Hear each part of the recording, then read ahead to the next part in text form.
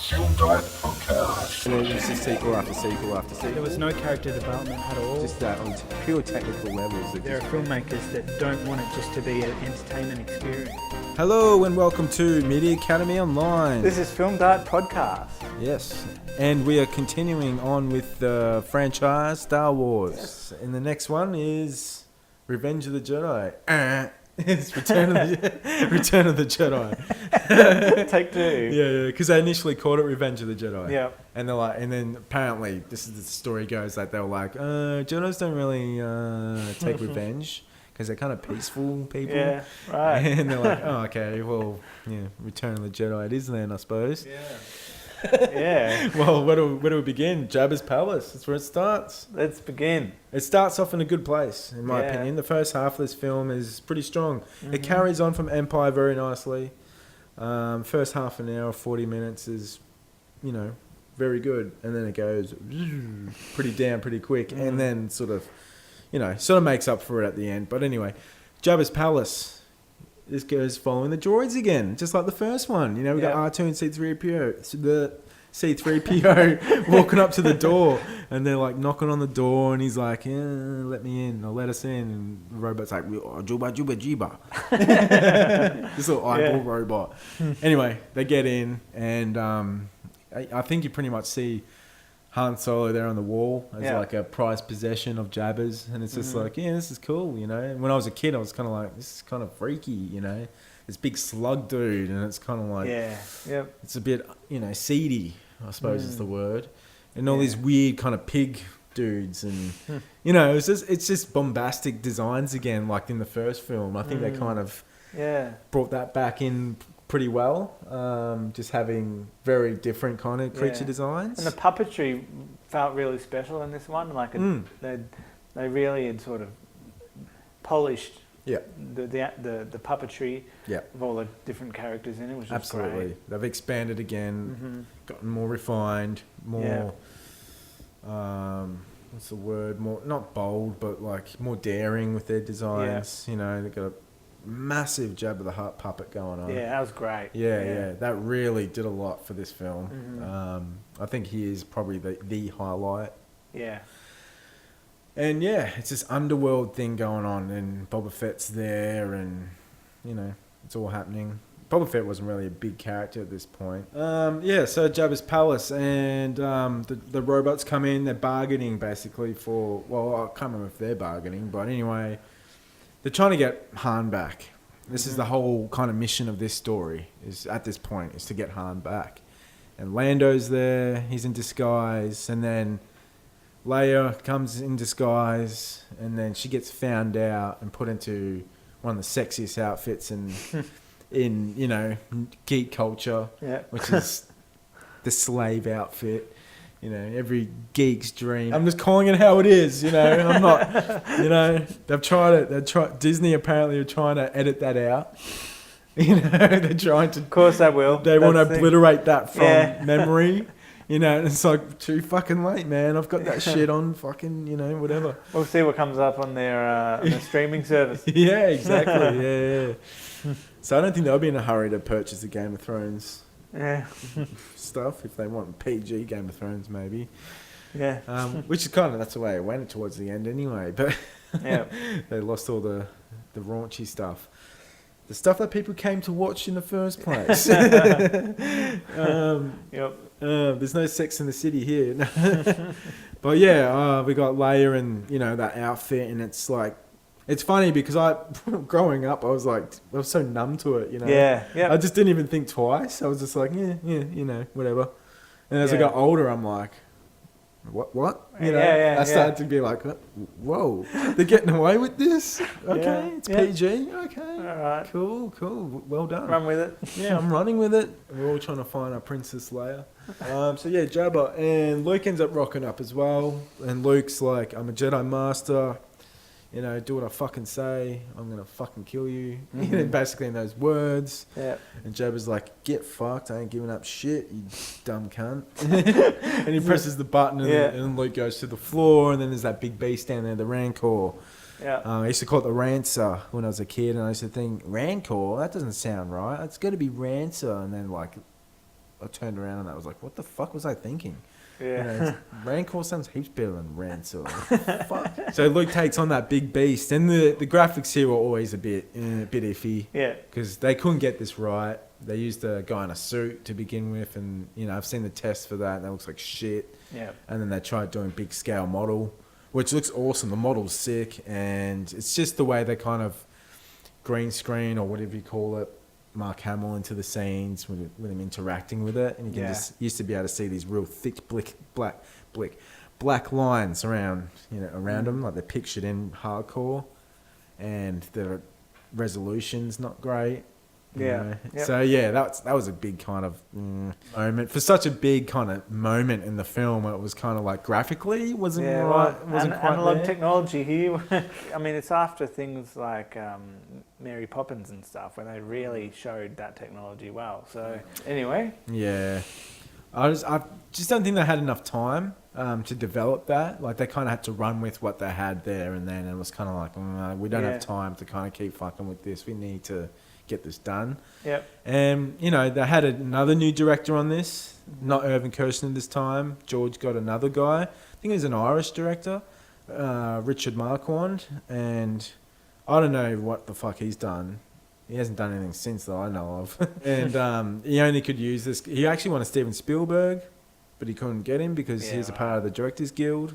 And George was at odds with the Directors Guild, so he was working outside of it. Well, that'll leave a lot of options off the table then. Exactly. Yeah. So he even went to David Lynch, and apparently this is the way it goes. I listened to David Lynch talk about it, and it's awesome.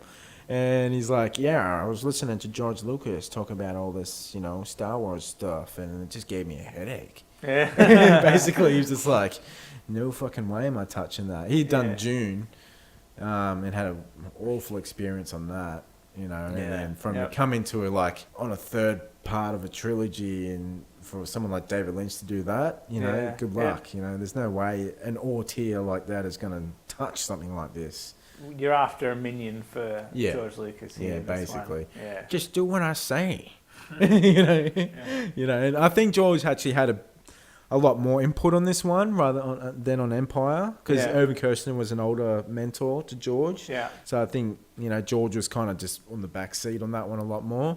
Whereas in this film, I think he took the forefront more, and especially the franchise at this point, because he was so concerned about the dark tone and wanted to kind of make it a bit more friendlier and family orientated.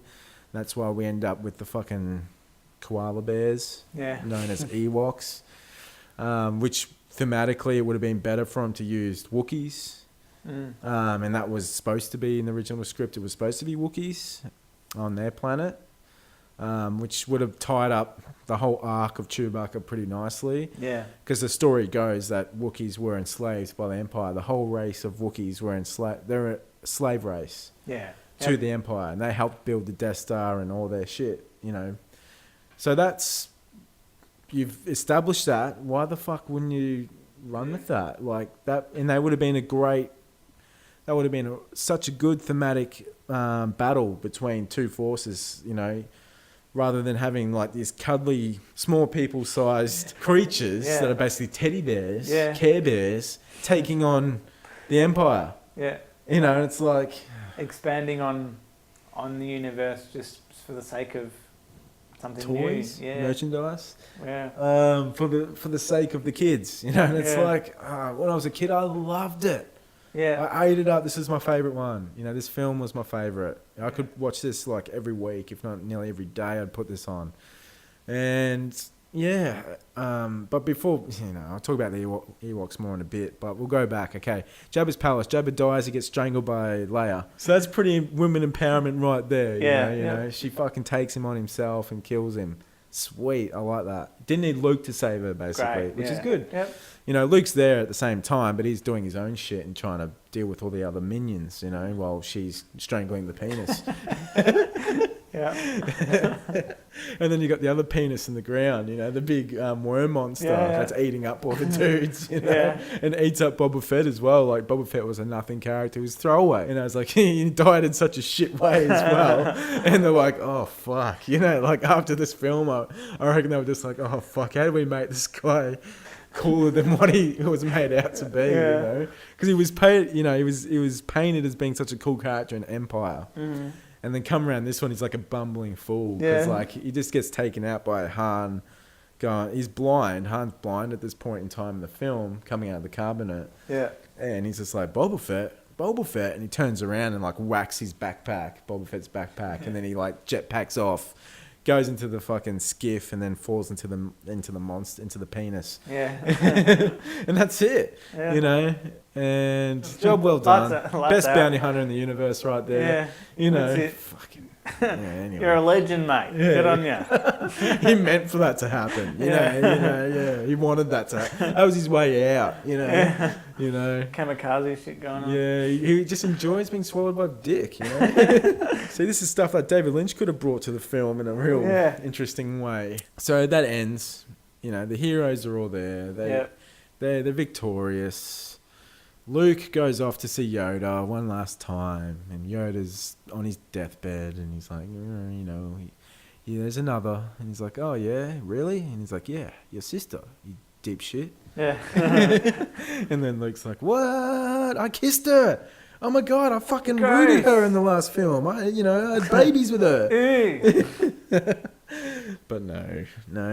Apparently he just kissed her, and it's his sister, and it's endearing, and it's, you know, like he didn't know. Whoopsies. Whoopsie days. Yeah, that old chestnut. Shit happened. I didn't know. I was drunk at the time. You know, I was off my head. Didn't know what I was doing. Too much buddy space milk. Yeah, too much blue milk. Yeah. You don't want to know why it's blue. And it ain't blue cheese, I'm telling you. Yeah.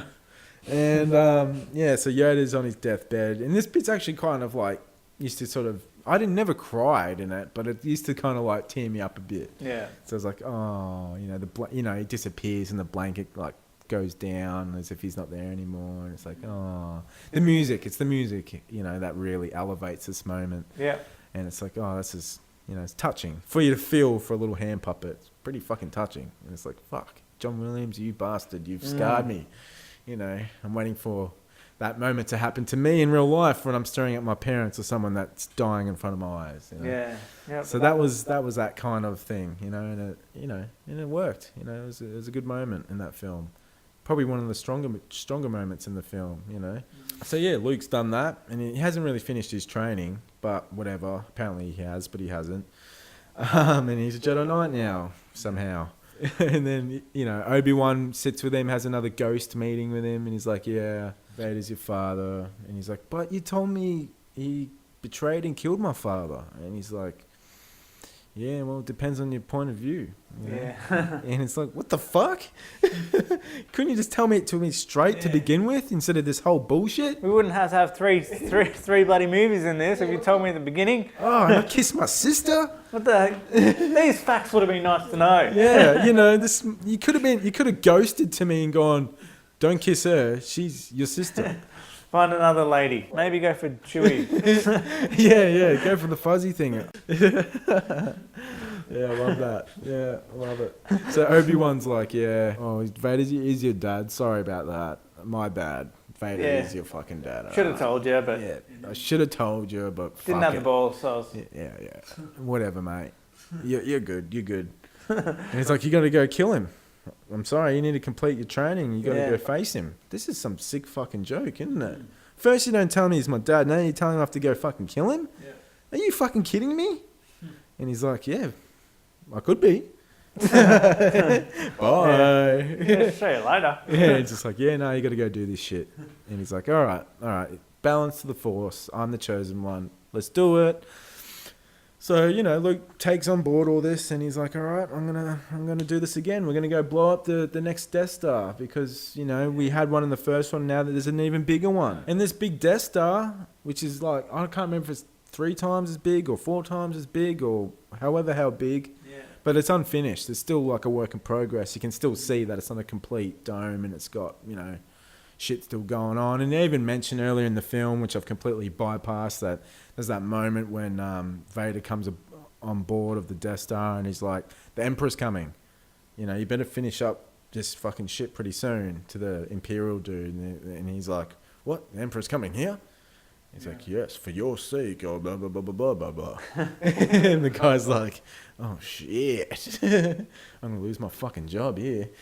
And yeah, you see like Vader's little entourage with him as he approaches the Death Star as well, just quickly. And it's like, yeah, there's a few ships with him. Yeah. Then later on in the film, juxtaposing that, the Emperor comes to the Death Star and it's like a whole fucking fleet. Yeah. And that's a really cool moment because he's seeing all these ships flying onto the Death Star. And the Emperor finally being properly revealed as a character, and it's like, whoa, this guy's the guy, the head honcho. This guy's above Vader. This guy's the scary dude. He's an old fucking fart, but he's scary as shit. It's like, whoa. And yeah, that's the end of the film. And then, so the rebels have basically got to sort of get past the Death Star to this onto Endor where the base is that sort of supplies the force field for the Death Star so they can actually blow it up. So they need to deactivate this little thing on the planet or the moon where the teddy bears live. Insert plot here. Insert plot there. And they definitely insert something there. Yep.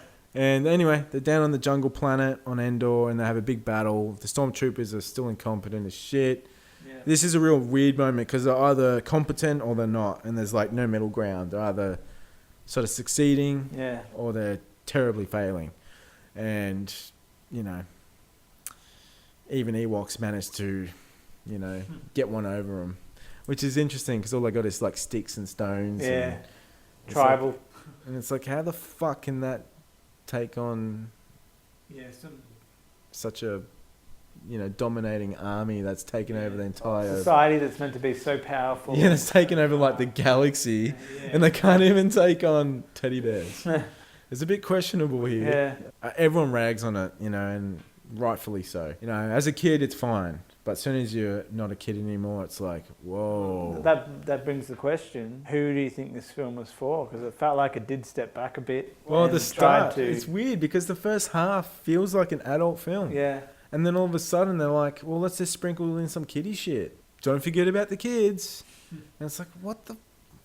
If there's anything that's wrong with this franchise, is that. The difference in tone. Because we got real dark, serious stuff, and then we've got cuddly, light fun. And it's like, there's a middle ground in between the two at some points in the franchise. But when you're tipping, I'd prefer the dark, serious stuff, because that stuff has always got a place in film. Yeah. But then you got kiddie stuff that, is mainly meant to push toys. Yeah. Well, I mean, that's where, studios get involved. Well, George did. We have to milk it. Well, George did. He's a big money guy himself. Well, he's the one that's financing this, or even financed this out of his back pocket, and that's the way he had to get these made, was that he was still taking risks, because you think that he'd be swimming in the cash at this point. Yeah. But he's spending in excess over 200 million or whatnot on, or whatever it was, Equivalent. Adjusted for inflation or whatnot. Yeah. But he was spending a fuck ton of money. Yep, as you do. Because he was almost independent. These are like independently financed by George. Yeah, right. Okay. To an extent. Yeah. He had producers on there, but it was basically his money. That was, and I don't think he was taking a check for what he was doing on it. He was basically just financing it. I mean, I guess he needed a safe bet. He needed to make money. So it's like, you can't go out on a loss. Well, he's always been a businessman. Yeah. Even that's it. He listened to, really, when he talks about any of the Star Wars stuff, even like the newer animations and stuff, he'll talk about the financial side of things. In any interview, he'll be happy to talk about that side of things. And that's always been a deciding factor for him, which is understandable. You got to be a good businessman first. Yeah. If you want to succeed. If you want to be a freelancer or a Jedi Knight or whatever you want to be in life. Cunt. If you want to be sick cunt fucking 3000,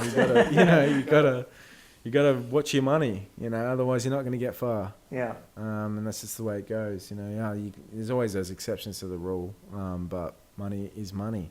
And I mean, after this film, well, let's just wrap it up, really. We got teddy bears dying, a couple die, but all the Empire gets fucked up here. And then we kind of have a good bit where Luke faces Vader up in the Emperor's throne room. Yeah. And you got that good space battle happening as well. And Luke takes on Vader. It doesn't really. He kind of fucks around a bit. Yeah. And Vader's like, throws his lightsaber once at him, and he's like, oh, that didn't get him. I better go pick up my lightsaber. Yeah. And then, so he goes and picks it up, and then Luke like darts out of nowhere and then starts hitting on Vader, and he's like, fucking take this. And then slices off Vader's hand like he did to Luke in the film before. It's like, how do you like that, mate? How do you like that? Vader ends up fucking turning and, picks up Emperor and throws him down the hole. Yeah. Just like picks him up and throws him down, and that's that. And I was watching this the other day actually, because it was on TV, and I caught the last part of it, and I'm watching it and I'm like, this is so funny, because you think of a climax in a big film these days. Yeah. And it's definitely not someone just picking someone up and just throwing them into like some fucking hole. You know what I mean? That's the big bad guy did. Can put you in the bin, mate. So. Yeah, that's it. And it's just like, it's funny when you watch it now and you're like, that's it? For the biggest bad guy in the whole universe, you just throw him down some fucking hole and he's dead. That's it. But look who's coming back in the new one. The Emperor's back. Did he actually die? Is he a fucking ghost?